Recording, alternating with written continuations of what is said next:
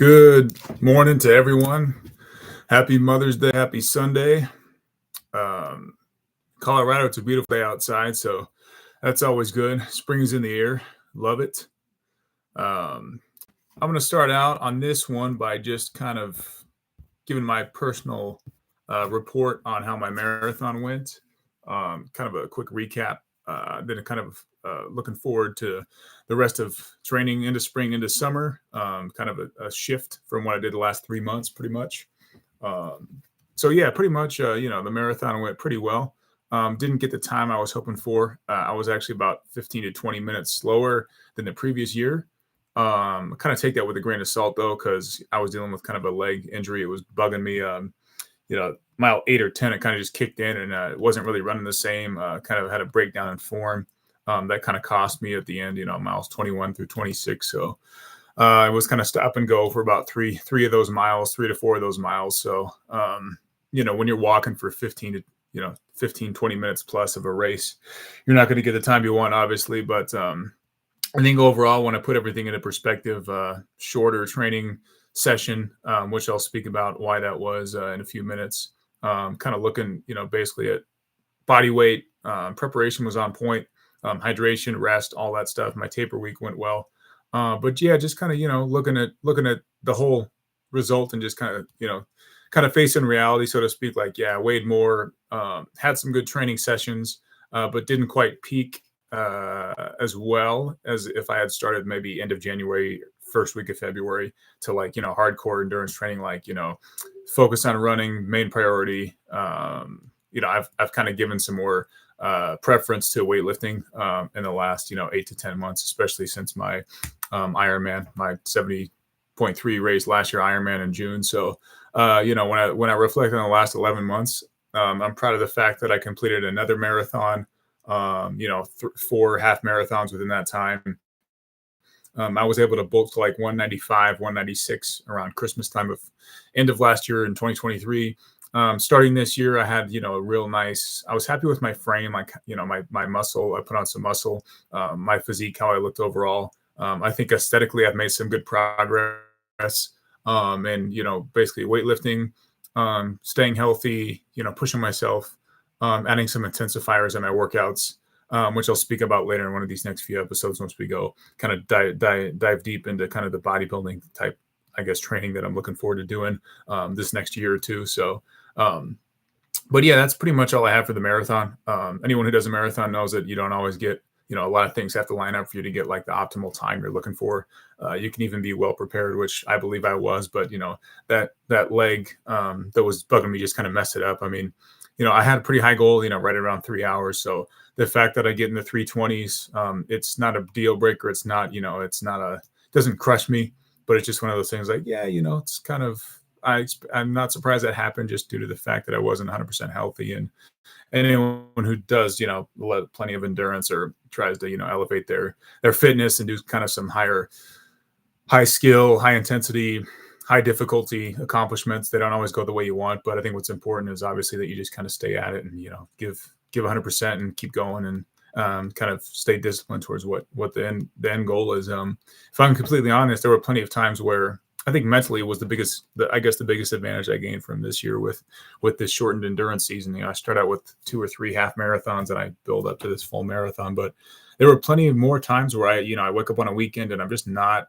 as motivated to run 20 miles as I was the previous year or even the year before, when I had not yet accomplished that goal of a full marathon, nonstop.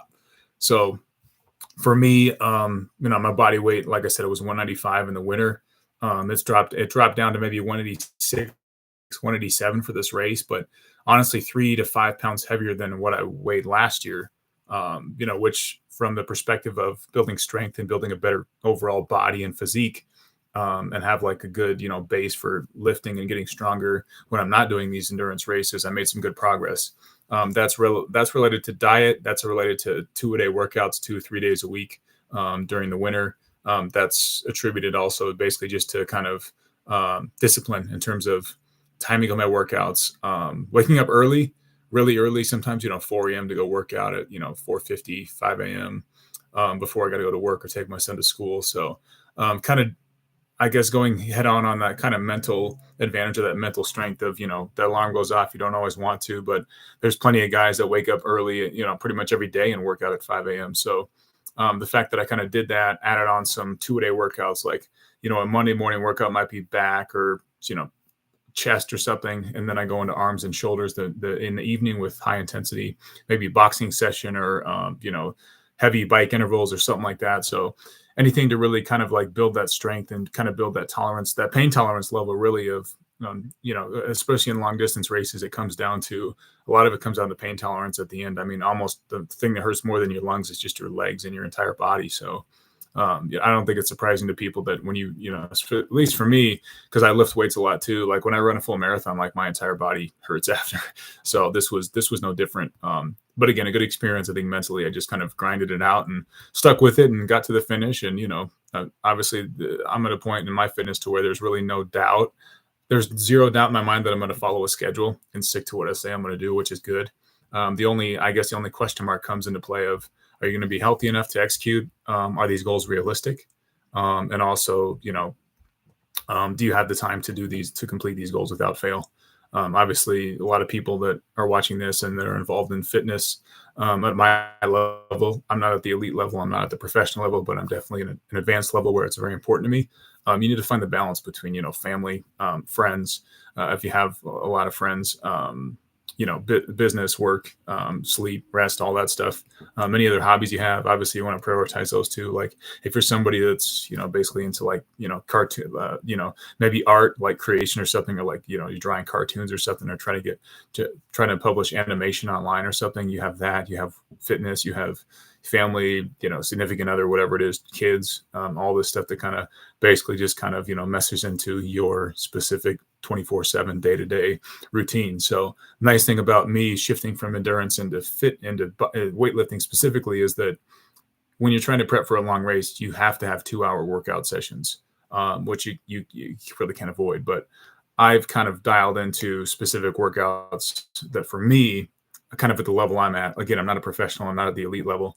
But I basically take an hour to a very intense workout, and I get I definitely get the most out of my body, the most out of the hour that I spend in the gym. So I think that's where the importance of kind of time management comes into play, both while you're at the gym and when you're outside of the gym. With your scheduling and everything. Again, another episode, I'll dig into that. But I wanted this conversation to be kind of me introducing kind of the post race into full-on bulking, but bulking properly and bulking in the right way. There's a lot of, I'm just going to call it out. There's a lot of bullshit that goes on and gets published out in the fitness world. I know a lot of people even say that, like, I'm not special saying, oh, a lot of the fitness advice is BS, but I am basically differentiating and saying a lot of the fitness advice is BS because it gives you half of the solution you need and expects you to get all of the results that you expect. So it's almost like you're basically getting sold like a discount vehicle, and you're giving, the manual or whatever, all the instructions, but you're not given the best instructions you could get for that same vehicle to make it really optimal, to make it higher performance. And there's, keeping with the vehicle metaphor, just because you have an older vehicle doesn't mean you can't make it run like a Ferrari, and vice versa. If you don't take care of that really nice vehicle that you have now, say you're in your 20s and you're not stretching, you're not, taking care of your diet, drinking alcohol, whatever, you're not going to expect to have that longevity that most people have. So the reason that I call out a lot of these articles and these quick messages from fitness, enthusiasts is, they'll say no carbs, zero carbs, high fat. They don't really differentiate. They really don't say why it works, how long to do it, etc. Like anyone who's done keto, I just did keto, for example, and keto's great, but I'm not putting on weight and putting on as much muscle as I do when I'm off keto, when I'm consuming fats and carbs at a necessary amount. So micronutrition comes into play. A lot of apps that don't give you everything come into play. I have a great diet template to where I have a couple clients that use it, and it includes micronutrition to basically cover the gaps depending on your protein source, depending on your carbohydrate source. Carbohydrates from white rice is totally different than carbohydrates from 3 cups of spinach with bell peppers on a salad. You're not getting as much micronutrition from that white rice, but it's high glycemic, it's quick to process. So different types of food sources have benefits, but none of these quick articles, none of these one of these 3 5-minute videos, the people that are basically saying, do this, don't do that, this is going to get you results, etc. They don't go into the nitty gritty and give you a legitimate outline or template. There's plenty of bodybuilders saying steroids are good if you use them correctly, but make a decision if you're going to get to the pro level, maybe make that serious decision to jump into steroids. And I totally agree with that. And then there's also people that are, great athletes that just say, like I did this and this, like I ate this much, 10 ounces of meat, whatever during a meal or whatever. I ate 6 times a day. Again, back to the bodybuilders. I ate 6 times a day. And then, I trained whatever. I did cardio for 90 minutes, whatever it is. But there's really no legitimate conversations, which is what I'm trying to provide on this, in this content and on my channel, is basically let me give you day by day, meal by meal, micronutrition by micronutrition, down to the milligrams of basically what, for example, like vitamin D, you're recommended maybe 20,000 IUs, right? Individual units. So a lot of pills will have maybe 2,000 IUs. That's 10 pills a week. So what days, plan it out. What days do you have take 2 of those, you know what I mean? And then get your vitamin D for the week. Because if you fall behind, especially iron's a big one for me, I have those 57 milligram tablets of iron. So in my program, I specify to my clients, this is what I do because, well, I already have spinach, right? But I don't really get iron from other food sources all the time. So I time my micronutrition to give me that. And also in that same process, I'm preserving my kidneys, I'm preserving my organs because I'm not fucking up by over consuming and making my kidneys work more. There's plenty of people that think that drinking a bunch of water is great, but figure it out. If you drink a bunch of water, it's like calories in, calories out, water in, water out. You're going to piss out all the micronutrition that you need. So that's where sodium, potassium come into play for hydration and nutrient absorption and maintenance. So that type of logic in your diet is missing, in my opinion, a lot of these channels that are kind of quick, someone's either, if the female is very attractive, that gets a lot of eyes, or if a bodybuilder is very big, like huge, massive, and they only show when they're at their peak, like when they're shredded and stuff. You don't see the guys that are, they look like they're overweight or they look like they got a gut when they're in the off season because they're pushing their body both directions, like there's so much that's hidden, and it's only show the glamour. And, there's a lot of people that do that. So that's what I'm talking about when I refer to kind of the bullshit that basically goes on, where that's not a good way to get a response from anyone who consumes your content, because the response you're going to get from people is, oh, there's an easier way to do it than what the actual way is. There's really not. I mean, there's very few people that are above my level that provide the content and quality that I'm providing and that I'm going to provide moving forward in this podcast. So bottom line, I want to provide a full overview, especially in the few episodes following this one. This is kind of an intro to the program for bodybuilding for me, but also like a relatable schedule of, this is what I do. Like, this is how much micronutrition I take. Like, this is when I take vitamin B, vitamin B12. This is the difference between, omega-3, omega-6. Like, we'll go down to the chemical level and, biochemistry and say, okay, this is why, this is the amino chain profile of all these, different fats, etc. These are what triglycerides are. This is basically the energy sources that go into your body. This is why this is why I recommend maintaining, energy levels by consuming less sugar, etc. Because the whole, everything is, oh, sugar's bad. Sugar's the devil, it gives you diabetes. But what type of fat's good? How much, like a legitimate example, here's my body weight. Here's how much fat I should consume. Here's how I balance. Here's how I have like a scale of carbohydrate intake versus fat intake. If I see my body weight go up, is that good or bad? How much water am I holding? Even Sam Sulek on his channel, he basically says a lot.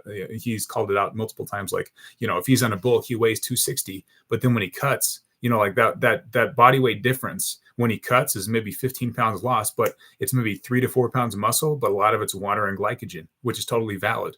So those types of details, they're not very common. And then we need to go a layer deeper and dig into kind of, like, how do we control for that? And how do we use carb cycling to optimize performance levels when you're still on a cut?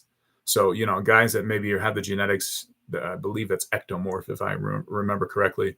But those guys that have the genetics that are basically kind of to hold mass, to basically hold on to muscle and not really lose weight as easy. How do we treat that differently, et cetera? So one of the things that I want to get out of these next few episodes and this year, definitely of my podcast channel, is to basically establish like a really good representation of my scope of solutions for all these, for anyone who's trying to get into fitness or anyone who's been into fitness and is tired of the same results. There's plenty of ways to surprise your body. There's plenty of ways to surprise yourself and become a lot more successful with the same time invested, the same schedule, etc. So I probably got about 5 minutes left. I don't want to make this one longer than 20 minutes, but I'll get into what I'm looking for going forward. I've made a decision to really not do any endurance races for the next 2 to 3 years. That decision may change. But for me right now, and based on kind of my response to this training season, I think mentally I am just more committed and I'm more motivated and I get more emotional when I think about getting big and strong as I do to improving my running. I've already ran plenty for my life. I mean, back into 2016 was my first half marathon I did in Kansas. Since then, I've done about 15 to 20 half marathons. I've done 5 full marathons, 2 Ironman, and a handful of obstacle course races. So I got a bunch of medals here on my wall. If you can see, they're hanging up right there. Yeah, so there's about 25 to 30 of those bad boys. And I love it. I mean, it's been great. It's taught me a lot about discipline. It's taught me a lot about, basically sticking to a plan. You're holding yourself accountable for A, why you succeeded, B, why you failed. But I've made pretty good strides. I mean, when I first started endurance racing, I weighed 153, 154 pounds. And that was my race in Kansas. And I just finished a full marathon at over 185 pounds body weight. So I put on 30 pounds. I run twice as long over the course of 7 to 8 years. I mean, that's pretty good progress. But that being said, like I've never really kind of committed to like, hey, I want to weigh 200 pounds, 205, 210 pounds because I'm 6'1". So my frame should allow me to get to, 205, 210. If I just stick to it for a couple of years and really focus on a lean bulk, a good process that will get me there. And that's those are my goals moving forward. For this next year, you're going to see me talking about, my lean bulk, my bodybuilding approach to, okay, let me build a schedule. Let me schedule my workout so that I can build as much lean muscle as I can over the next 2 to 3 years and basically reach a weight related goal and a lifting strength related goal. I lift in a way that's high volume, and there's plenty of, I guess there's 2 sides of that coin too. There's guys that are basically more powerlifting, like 3 to 5 reps, fewer sets. And then there's guys that go high volume. In my experience, high volume preserves the joints, but you can still get great pumps. You can still get good, basically results from high volume as long as you do it right. Obviously, overtraining is something you want to avoid. Again, I'll use Sam Sulek as an example. That guy is only 20, I think 21, 22 years old at this point.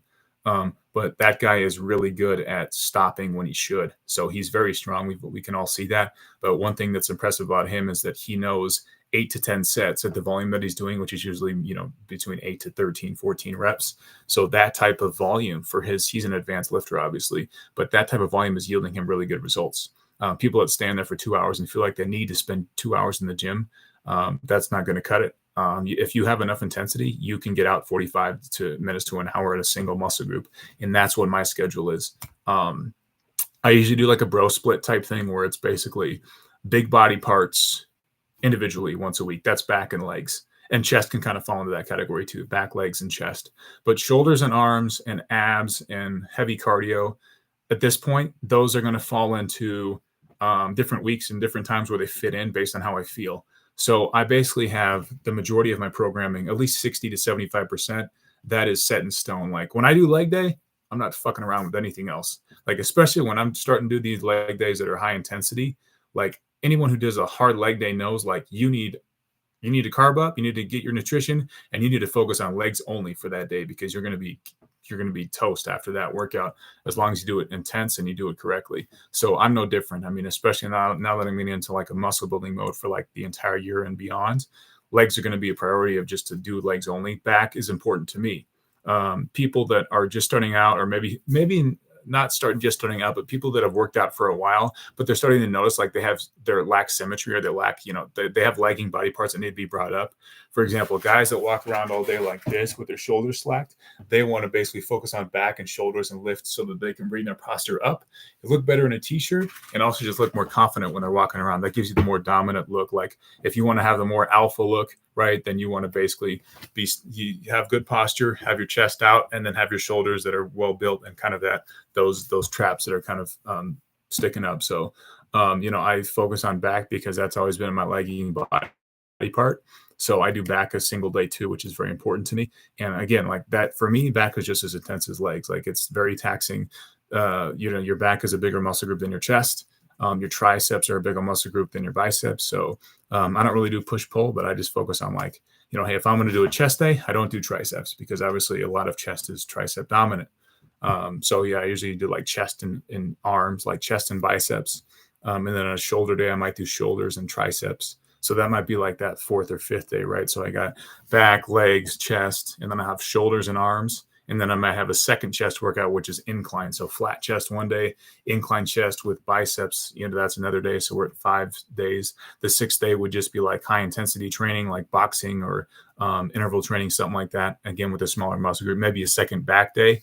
That 6th day during my week, if we're talking about 7-day weeks, that really depends on how I feel and how the rest of training has gone for that week. So, just because there's 7 days in a week doesn't mean you have to follow a 7-day routine. Like I lift this body part every Wednesday, Monday's International Chest Day, stuff like that.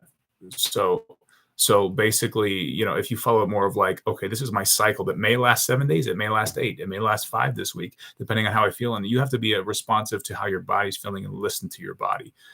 There's days where I'm exhausted at 8 p.m. and I literally just tell my wife, I'm going to go lay down and probably go to bed in 30, 45 minutes because I know that I've basically worked very hard this week in weightlifting, training, whatever. And I need to listen to my body and basically give myself the rest I need before I go after the next day. And then kind of in a similar fashion, say, for example, I want to lift legs 2 days a week.